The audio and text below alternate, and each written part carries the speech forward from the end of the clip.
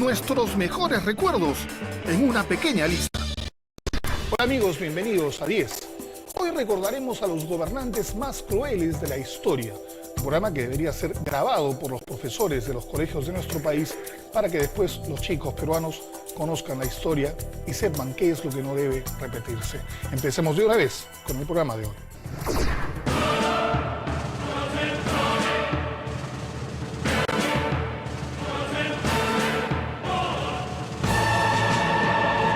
En la historia de la humanidad han existido toda clase de gobernantes. Algunos han sido líderes sabios y generosos que han llevado a su pueblo a la prosperidad, y otros se han impuesto a través de la prepotencia, el terror y el pisoteo de los derechos humanos. Un gobernante puede asumir lo más execrable de las formas de gobernar, que es el fascismo. El fascismo es el desprecio a la vida humana.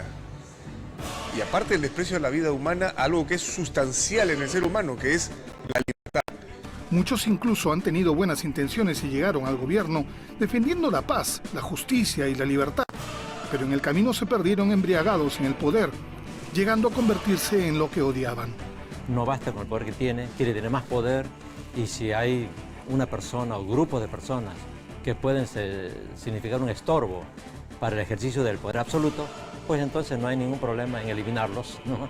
Y cometer genocidios inclusive.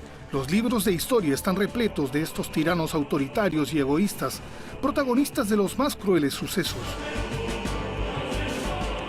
Citemos por ejemplo los emperadores romanos, esos que quizá resultan excéntricos y hasta bufonescos en las películas, pero en la vida real han sido los autores del derramamiento de sangre de esclavos, cristianos, opositores y hasta familiares o amigos.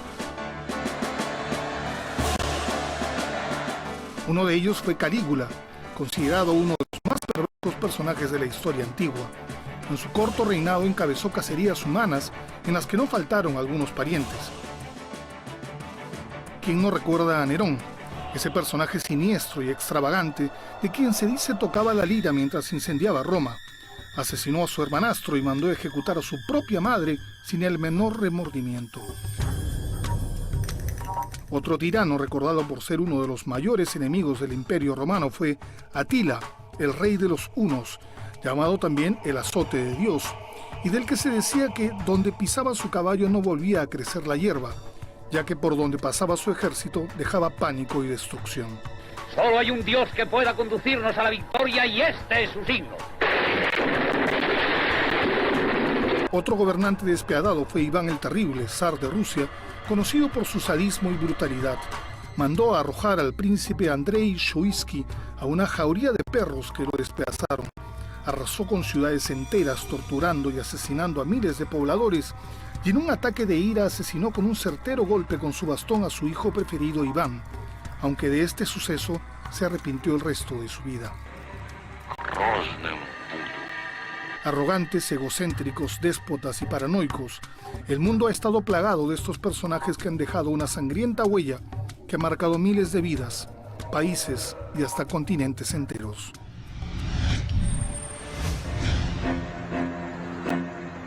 Han pasado 36 años y el pueblo argentino no puede cerrar las heridas de la dictadura.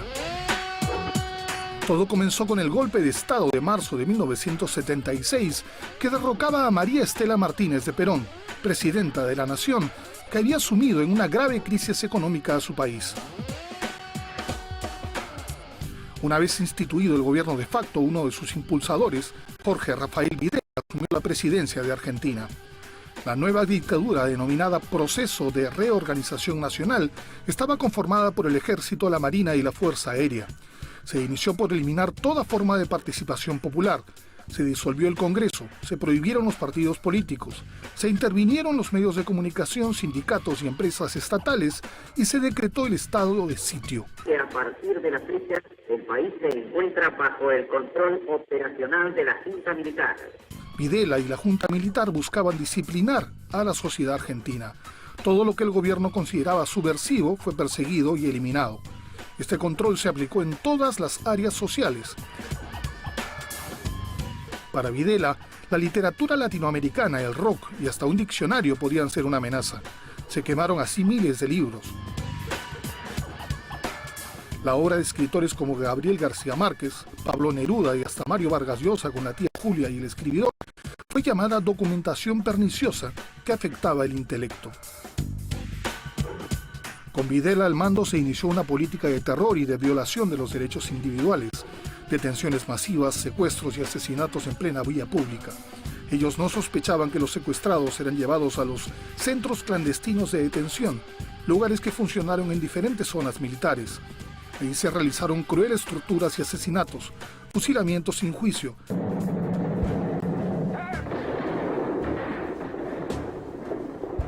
Hasta personas arrojadas desde un avión a las aguas del Río de la Plata con el fin de desaparecerlas. Uno de los hechos más repudiables fue el robo sistemático de bebés de mujeres en cautiverio. A las cientos de madres detenidas y a las que daban a luz en maternidades clandestinas, muchas de ellas con los ojos vendados y engrilletadas, se les arrebató sus hijos que fueron dados en adopción, entregados a instituciones e incluso criados por familias militares. Queremos saber dónde están nuestros hijos, vivos o muertos. Lo peor es que a pesar de la represión y los abusos cometidos, buena parte de la población daba su apoyo a Videla y la dictadura, pues la veían como la solución a la crisis económica. En 1985, tras restablecerse la democracia en Argentina, Videla fue condenado a cadena perpetua por el asesinato y desaparición de miles de ciudadanos, 504 privaciones de libertad, robos agravados, extorsión y una larga lista de crímenes realizados durante su gestión. En 1990, el presidente Menem le dio el indulto. Finalmente se le quitó este beneficio en el 2008 y tuvo que afrontar juicios por los que recibió la cadena perpetua. En el 2012 fue condenado a 50 años de prisión por el robo de niños. El periodo de Videla es considerado el más violento del régimen militar argentino, dejando un saldo de 30.000 desaparecidos, además de miles de exiliados, detenidos y torturados.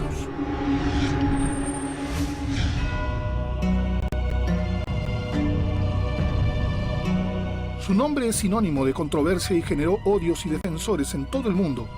Y es que Muammar al-Gaddafi fue al mismo tiempo defensor y verdugo de su pueblo. Durante sus 42 años gobernando Libia, llevó progreso, tecnología, educación y atención médica gratuita, pero castigó con furia a quienes se oponían a sus ideas o medidas. En septiembre de 1969 lideró el movimiento nacionalista que derrocó al rey Idris I de Libia. Desde entonces este país pasaría a ser la República Árabe Libia. Al-Gaddafi tenía entonces 27 años y sus aires de joven rebelde, su política antiimperialista y su defensa del Islam le valieron la simpatía del pueblo. Fue llamado el Che Guevara árabe. Posteriormente estableció una política personal que estaba entre el comunismo y el capitalismo. Prohibió los partidos políticos, el consumo de alcohol, la ropa occidental y el derecho a la huelga. Expulsó las bases militares británicas y estadounidenses de su territorio y nacionalizó diversas empresas, incluidas las petroleras, que pasaron a ser la base económica del país. Luego, gracias al shock petrolero derivado de la guerra entre Egipto y Siria contra Israel, Libia se convirtió en el 15º exportador mundial de petróleo. Según se supo, Gaddafi apoyó a grupos extremistas de países como Filipinas, Indonesia y Colombia. Estados Unidos incluyó a Libia en la lista de países que apoyaban el terrorismo. Luego de un atentado en una discoteca de Berlín en 1986, la administración Reagan bombardeó diversos blancos militares en Trípoli, capital de Libia. 2 años después, en respuesta, Gaddafi ordenó el ataque contra un avión comercial de Panam que iba de Frankfurt a Nueva York, perdiendo la vida 270 personas, en su mayoría estadounidenses. Libia fue víctima del aislamiento y bloqueo occidental. Durante más de 4 décadas en el poder, Gaddafi cometió una serie de desmanes en su intento por aplastar cualquier intento de rebelión en su contra. Ya desde el inicio de su régimen amenazó con castigar con la muerte a cualquier persona que forme un partido político.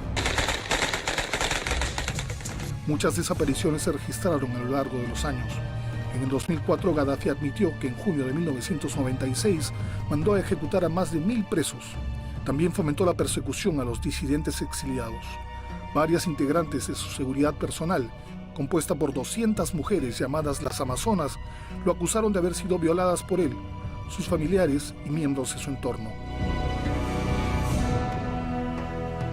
principios del 2011, levantamientos en Libia y en su capital Trípoli, exigiendo la salida de Gaddafi del poder, desataron crueles enfrentamientos. Ayudados por la OTAN, las tropas rebeldes tomaron la capital y cercaron al entorno de Gaddafi en agosto. Finalmente, en octubre del 2011 se realizó la captura y muerte del gobernante libio. Los gobernantes más crueles de la historia.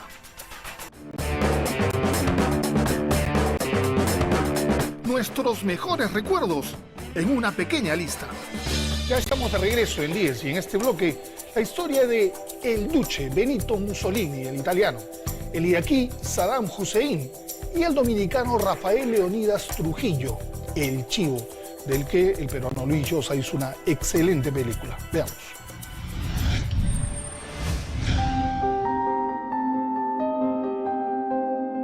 Para sus seguidores era el jefe o el benefactor.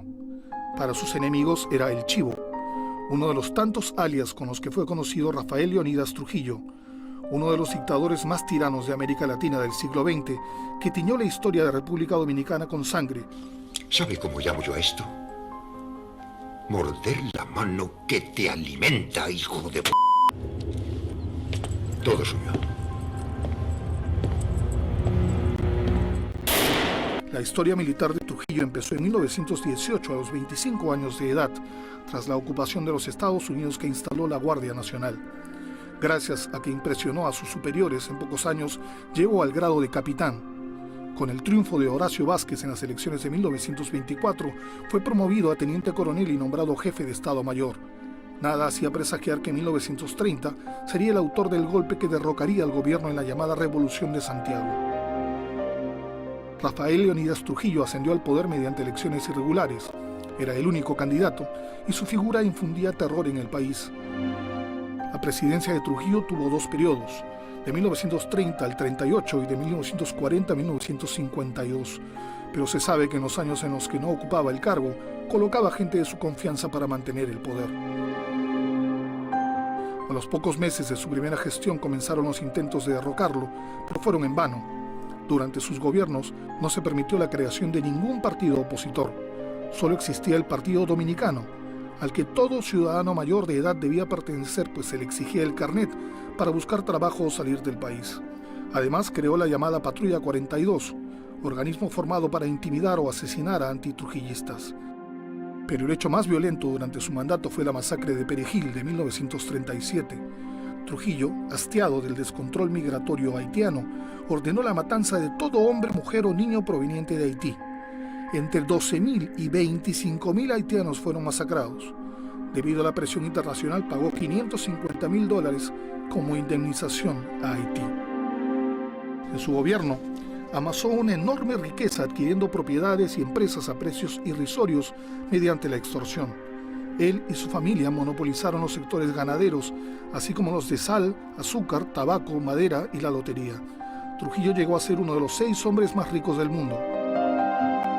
Uno de los movimientos opositores más conocidos fue el Movimiento 14 de Junio, formado por Manolo Tavares y su esposa Minerva Mirabal. Trujillo no dudó en asesinar a todos los miembros de esta agrupación. Minerva y sus 2 hermanas Patricia y María Teresa, que llevaban el seudónimo de Mariposas, fueron torturadas y aniquiladas. Eso fue muy criticado y provocó un resentimiento en todos los sectores sociales.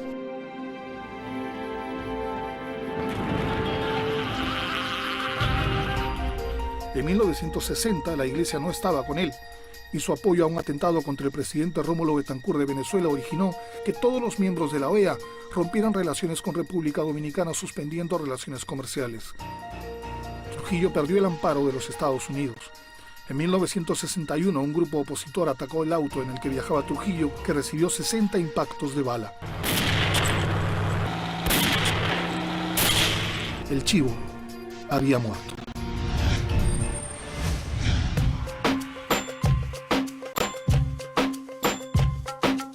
Algunos aseguran irónicamente que él era la peor arma de destrucción masiva de su país.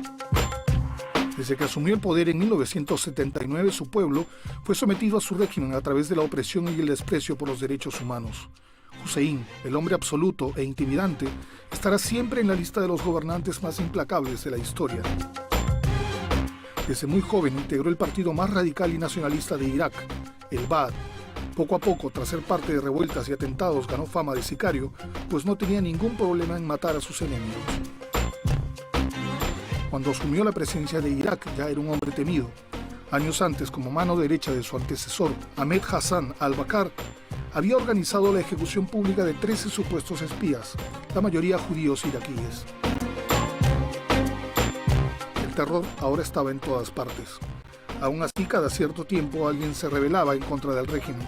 En 1982, un grupo de chiitas participaron en el atentado fallido en contra de Hussein. Tras su confesión, se ordenó la tortura y ejecución de 148 personas, entre hombres, mujeres y niños, y la captura de otras 399 relacionadas con el asalto. Entre 100 y 180.000 personas murieron. Ese mismo año, otro bombardeo con armas químicas a la aldea kurda de Halabja provocó la muerte de unos 4.000 civiles. Tras su salida del gobierno, se registraron cientos de denuncias de torturas, violaciones y ejecuciones de gente inocente. Muchas de ellas terminaron en fosas comunes halladas posteriormente. Los servicios de seguridad arrestaban a la gente sin cargos. Además, se les negaba el contacto con la familia o con un abogado, y luego de estar hacinados en una cárcel siendo torturados, eran ejecutados. Hussein también será recordado por las guerras contra Irán y Kuwait, en donde el oro negro fue siempre su más grande ambición, y por lo que no temió enfrentarse a Estados Unidos y el Reino Unido, lo que provocó el fin de su gobierno.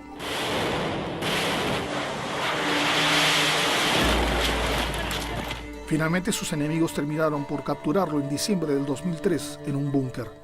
Tras 2 años de juicio, fue condenado a morir en la horca. Su ejecución se realizó en diciembre del 2006.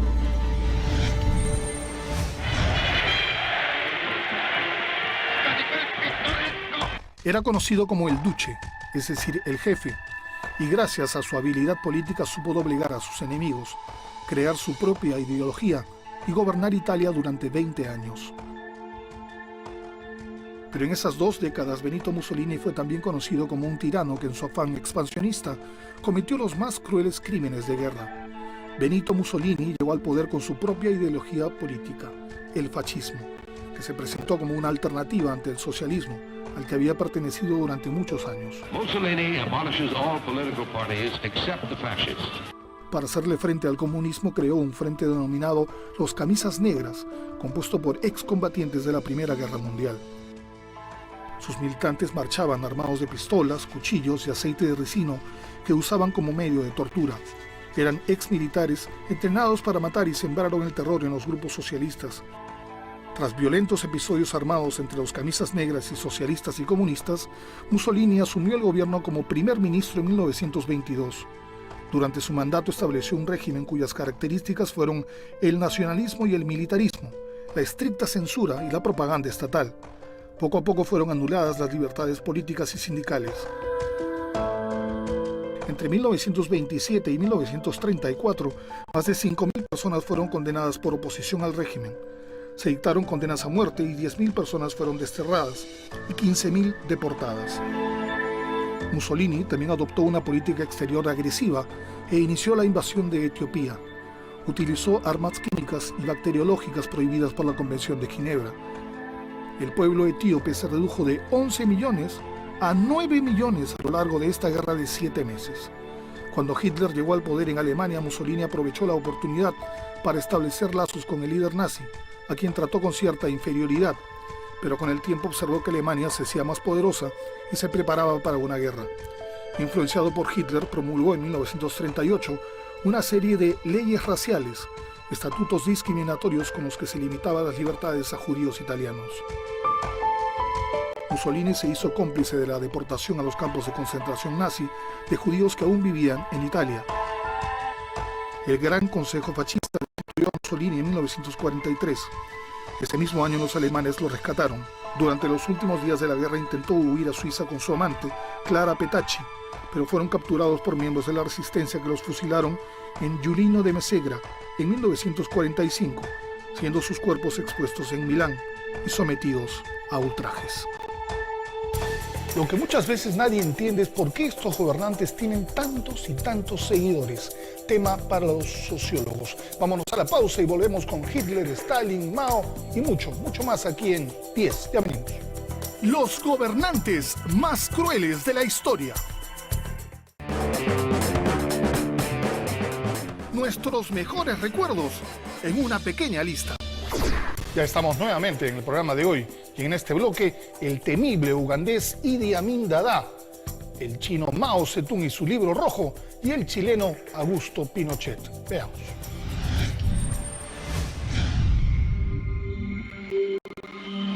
El 11 de septiembre de 1973 comenzó una de las dictaduras militares más represivas de Latinoamérica. Comandado por Augusto Pinochet, comandante en jefe del ejército chileno, este nuevo régimen estableció crueles medidas en contra de sus opositores, culminando con un abultado historial de violaciones de derechos humanos.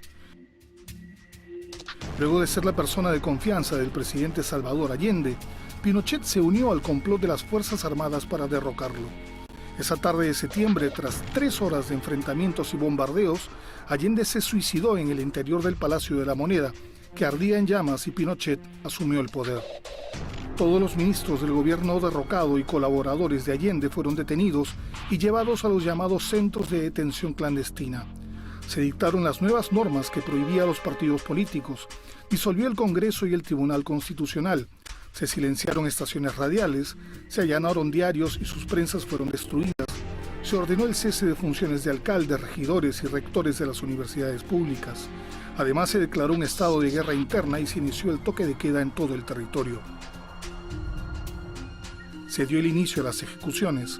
Una de las primeras fue a dirigentes de la reforma agraria. Se detuvieron a miles de personas que luego fueron conducidas al Estadio Nacional y que fueron ejecutadas en ese mismo lugar. Pinochet creó el DINA, o Dirección de Inteligencia Nacional, que se encargó de reprimir, desarticular y eliminar todo lo que indicara signos de subversión. La DINA fue la responsable de torturas, secuestros, ejecuciones y desapariciones durante la dictadura. También asesinaban personas que se exiliaban en el extranjero gracias a la CIA. Las torturas fueron otra modalidad de represión. Estas consistían en golpizas reiteradas, mutilaciones, quemaduras con cigarrillos, ataques de perros, aplicación de electricidad y otra serie de vejaciones. Un plebiscito nacional en 1988 culminó en un 55.99 a favor del no continuismo de Pinochet en el gobierno. Chile fue a elecciones democráticas en diciembre de ese año, en las que resultó ganador Patricio Aylwin. Pinochet siguió como comandante en jefe del ejército. La cifra de víctimas directas de violaciones de los derechos humanos en Chile ascendería a unas 35.000 personas, de las cuales unas 28.000 fueron torturadas, 2.279 de ellas ejecutadas y unas 1.248 continúan como detenidas desaparecidas. A pesar de todos sus crímenes, Augusto Pinochet no pagó condena alguna antes de su muerte el 10 de diciembre del 2006, liberándose de la justicia ya sea por vicios legales o problemas de salud.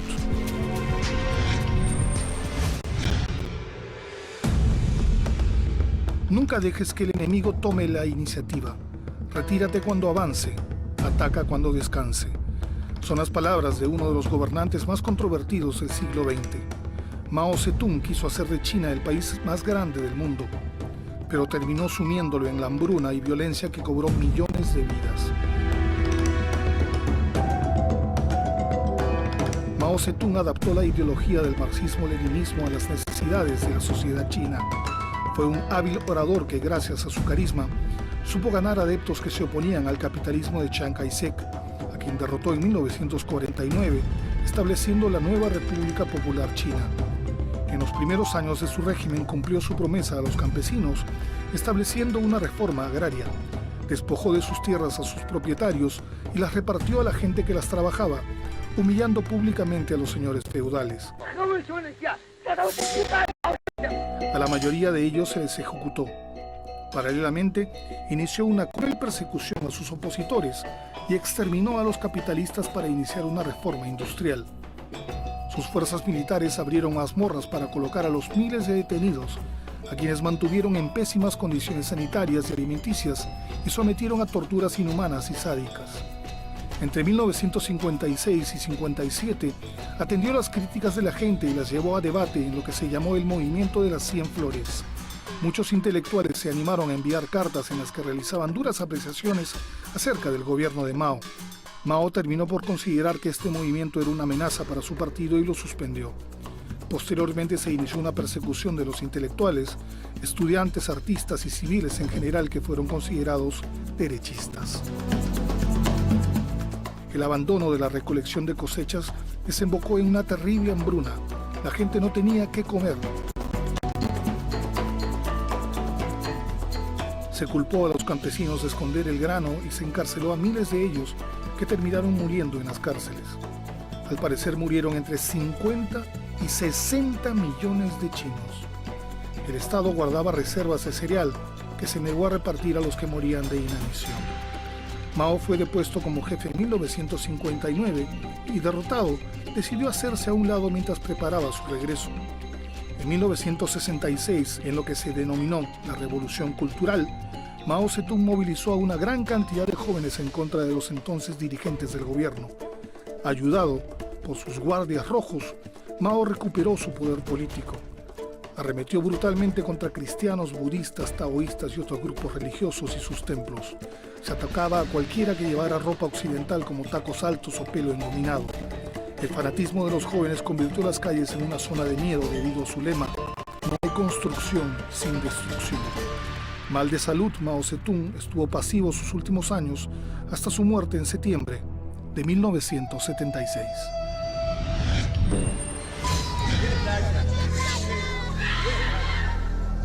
Era llamado el carnicero por los que lo odiaban o le temían, pero los que no conocían su lado más sórdido lo calificaban como un líder carismático, alegre y extravagante.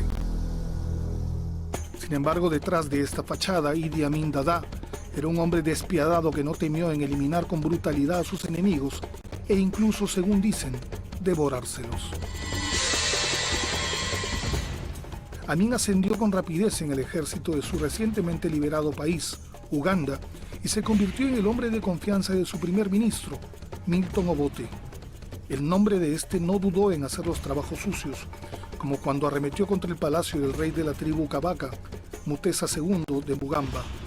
Con cientos de soldados atacó la residencia iniciando una masacre que culminó con el aniquilamiento de 2.000 miembros de la tribu y cientos más lanzados vivos al río Nilo. El rey se exilió en Londres y Obote se autoproclamó presidente y nombró a Amin jefe del ejército.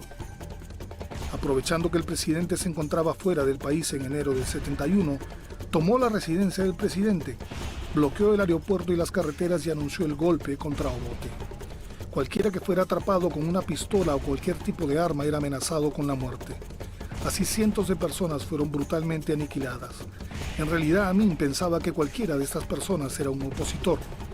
A lo largo del Nilo, sus escuadrones de la muerte comenzaron a llevar personas a zonas poco habitadas y lanzarlas al agua luego de un disparo en la cabeza. Después cualquiera pasó a ser un candidato a la muerte. Más de 9.000 soldados fueron torturados y fusilados. Para 1972, otros 5.000 militares leales a Obote había desaparecido. De pronto surgió un rumor escalofriante. Se decía que Idi Amin era caníbal y que se había comido las vísceras de sus enemigos. Aunque nunca se supo si eso era mito o realidad, se dice que un día fue a la morgue para identificar el cuerpo del general Charles Arube y pidió que lo dejaran a solas. Tiempo después, el exministro de Sanidad contó que al regresar a la sala de autopsias, se percataron que al cadáver le faltaban varios dedos de la mano y de los pies. Otros afirman que en una oportunidad dijo: "Me gusta la carne humana porque es más blanda y salada".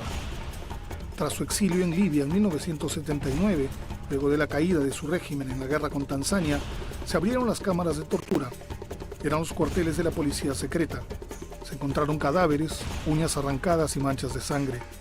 Se estima que alrededor de 500.000 de personas fueron asesinadas y no se puede contabilizar cuántas fueron torturadas y obligadas a exiliarse. Idi Amin Dada murió en julio del 2003 en Arabia Saudí sin haber pagado sus culpas. Vamos a la publicidad y regresamos con la recta final del programa. Hitler, Stalin y un plus sobre Alberto Fujimori. Ya venimos. Los gobernantes más crueles de la historia. Nuestros mejores recuerdos en una pequeña lista. Ya estamos en la recta final del programa y en el número 2 de esta lista, la historia del soviético Joseph Stalin y además en el plus, Alberto Fujimori.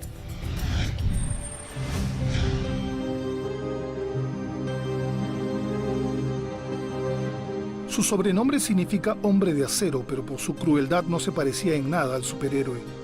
Su historia se escribió con la sangre de 20 millones de inocentes, a los que no dudó en sacrificar en pos de consolidar lo que él llamó el gran cambio en la Unión Soviética. Nació como Joseph Vissarionovich Saakashvili, pero fue llamado Stalin durante la revolución de los bolcheviques en 1917. Subió al poder aliándose y luego traicionando a varios miembros del partido, entre ellos a Trotsky, a quien envió al exilio. Las primeras medidas fueron la colectivización de las tierras. Más de 15 millones de propietarios se quedaron sin sus terrenos, que fueron repartidos a los campesinos. Los que se opusieron fueron enviados a Siberia y algunos fueron aniquilados.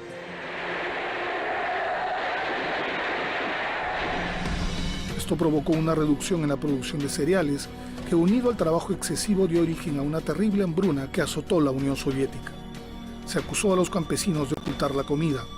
El castigo por esconder una mazorca de maíz eran 10 años de trabajos forzados. Incluso en casos extremos se practicó el canibalismo. Solo en Ucrania murieron 5 millones de hambre. Pero Stalin negó el hecho y la sola mención de la palabra hambre era castigada. Existen estudios que afirman que esta hambruna fue provocada por el gobierno debido a que lo producido se arrebataba a la población en su totalidad. Incluso cuando llegó ayuda del extranjero, esta fue requisada por las autoridades soviéticas. Este período ha sido considerado por el mundo como un genocidio. Se crearon los Gulags, un grupo de campos de trabajo donde la gente era obligada a trabajar hasta la muerte. El lugar estaba lleno de gente inocente que había sido enviada, por ejemplo, por haber llegado 10 minutos tarde a trabajar. Dentro de estos lugares las condiciones de trabajo eran infrahumanas y se vivía en constante terror. Cada día se escogía a varias personas y se les mataba sin motivo alguno.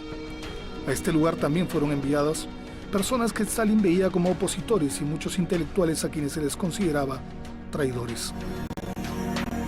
Stalin sentía que tenía muchos enemigos en el gobierno.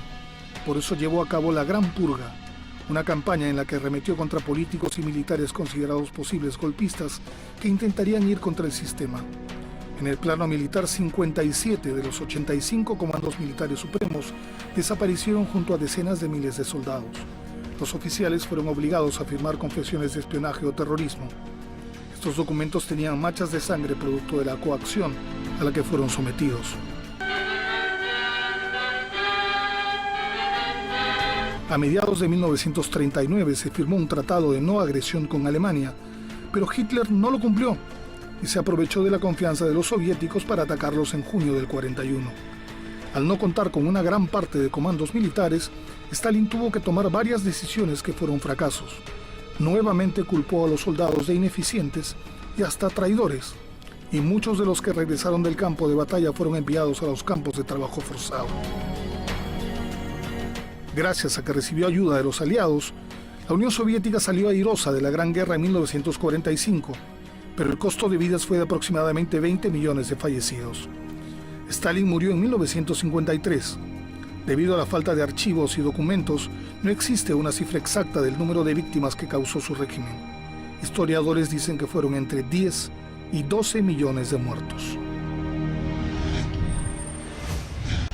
Luego de gobernar a nuestro país desde 1990 al 2000, y mientras cumplía su tercer periodo presidencial, Alberto Fujimori aprovechó su viaje a la cumbre de APEC, que comprendía viajes a Brunei, Kuala Lumpur, Tokio y Panamá, para quedarse en Asia argumentando que no existían garantías para su integridad física en el Perú.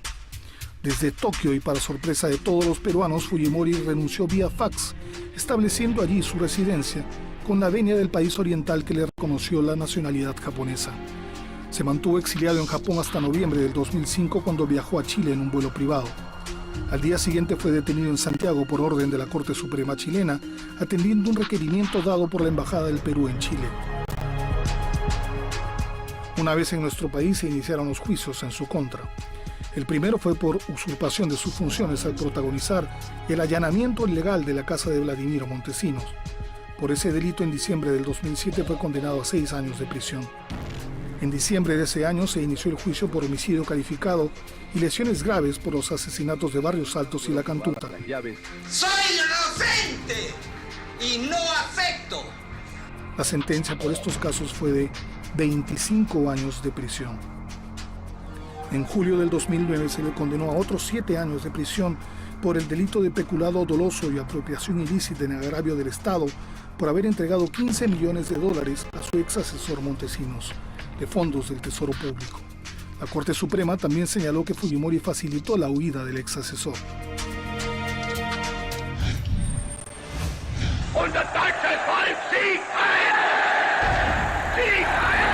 Fue un orador y estratega político que hablaba de convertir a Alemania en el eje de Europa y del mundo, pero será recordado como un antisemita patológico que decía que el judío para el nazismo es como el diablo para el cristianismo.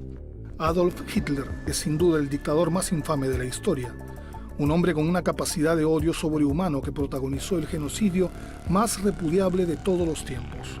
En su juventud quiso ser artista. Postuló 2 veces a la Escuela de Bellas Artes de Viena, pero fue rechazado. Durante ese tiempo no tenía para comer y dormía en parques o lugares para refugiados. Para los que estudian su vida, su participación en la Primera Guerra Mundial cambió por completo sus metas futuras, que se centraron en la política. Al término de esta se adhirió al Partido de Trabajadores Alemanes y en poco tiempo se convirtió en su líder. Hitler tenía 3 metas bien marcadas para su país: asegurar la hegemonía de Alemania en Europa, ampliar el territorio alemán mediante la invasión de otros países y erradicar a los judíos, a quienes consideraba una tuberculosis racial. Desde su punto de vista, los judíos eran responsables de la derrota de Alemania en la Primera Guerra Mundial, del capitalismo en el mundo y del bolchevismo en Moscú.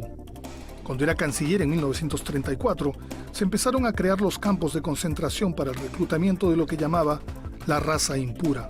A partir de 1938, las prácticas antisemitas se intensificaron. La limpieza de la plaga o germen, como llamaba Hitler al programa antisemita, creció durante la Segunda Guerra Mundial y comenzó con la creación de los guetos para facilitar el control de los judíos y luego la instalación de los campos de exterminio. El primero fue el de Belzec, construido en noviembre del 41, que como los cerca de 1000 que se construyeron después, tenía una cámara de gas.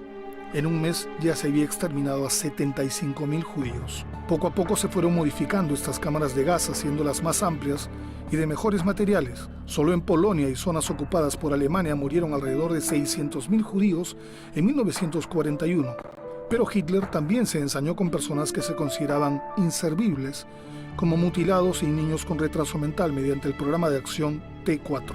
Entre 1939 y 1945, con la ayuda de las SS y aliados de Hitler, se dice que se asesinaron entre 11 y 14 millones de personas, incluidas 6 millones de judíos, 3 millones de polacos no judíos y otros grupos comprendidos por testigos de Jehová, católicos, comunistas, gitanos, enfermos mentales y homosexuales.